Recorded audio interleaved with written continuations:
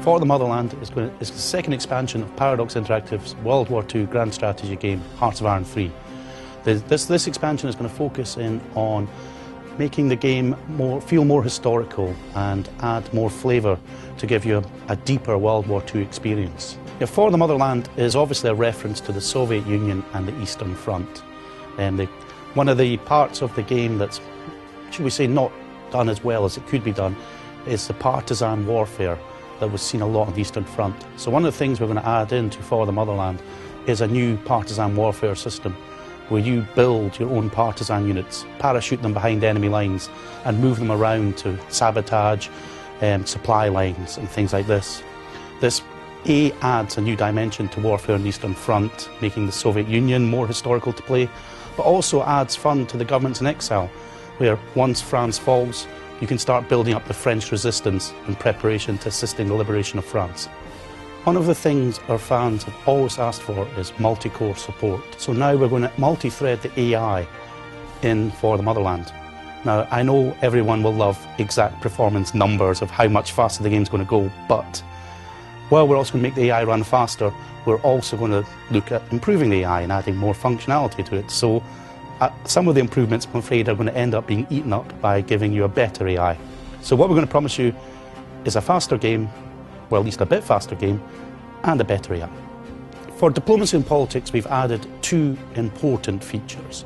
The first one is the ability for you to finance or push for a coup of another government. This captures things like the anti-Nazi coup in Belgrade that the British sponsored in early 1941.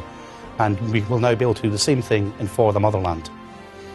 For diplomacy, in Hearts of Iron 3 we have a triangle which shows you how you feel towards the three great factions of the era. And it captures a lot of things very nicely. Where the problems with the system begin is countries like Finland, who are also democracies, also quite like the Allies, but want to recover lost Finnish territory from the Soviet Union. And under our current system we can't quite get the dynamic of Finland properly. So now we're going to add a new system of war goals, which we're going to lift from Victoria.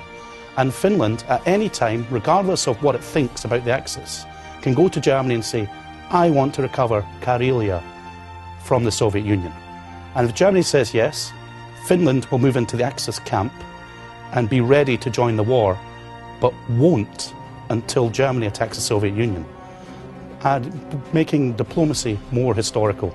Countries that wanted to recover territory will naturally join the Axis and fight to restore their national honour. The theatre system in Hearts of Iron 3 is one of these features that people really love, this ability to, hand control over a part of the war to the AI, allowing you to focus in on what's important to you. But obviously, with anything, we always seek to improve. So what we're going to do is we're going to create a new theatre interface, which is going to provide you with long-term strategic requirements that you want, allowing you to plan your building better to get more out of your theatres. We're going to add an additional theatre, your strategic reserve, where you can, when you build divisions, you can just put them into that theatre and they'll be ready.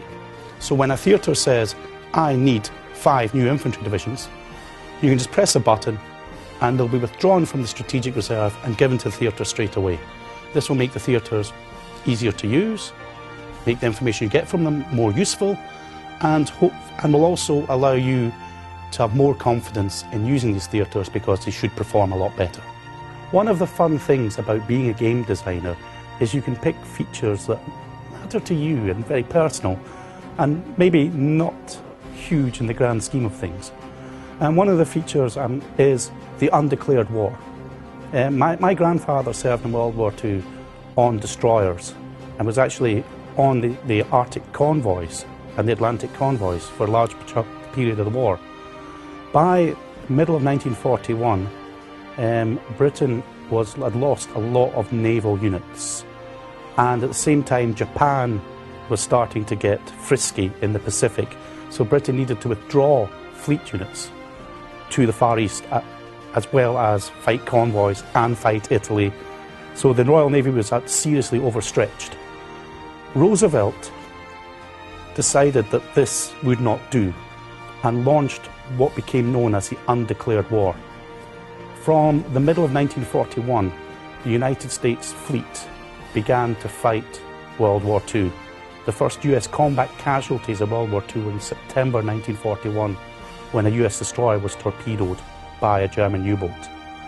And it's one of these nice little features that, with my grandfather being there, US participation may well have actually saved his life. So I thought, I want this in. So step one is we're going to remodel the resource system to remove resources from Britain and give them to America. So now the convoys will now run from America to Britain, moving the U-boat war to the North Atlantic, where in all the incarnations of Hearts of Iron so far, we just couldn't quite get it there. Then we're going to put the US with deep in debt as a legacy of the Great Depression. So it will want to sell resources to Britain to pay for its own mobilisation. And this way we'll create the North Atlantic Convoy War. And then we're going to add special decisions to the US, which will allow it to move its fleet units and air units into the Atlantic Ocean and begin to fight Germany, even though it's not yet at war.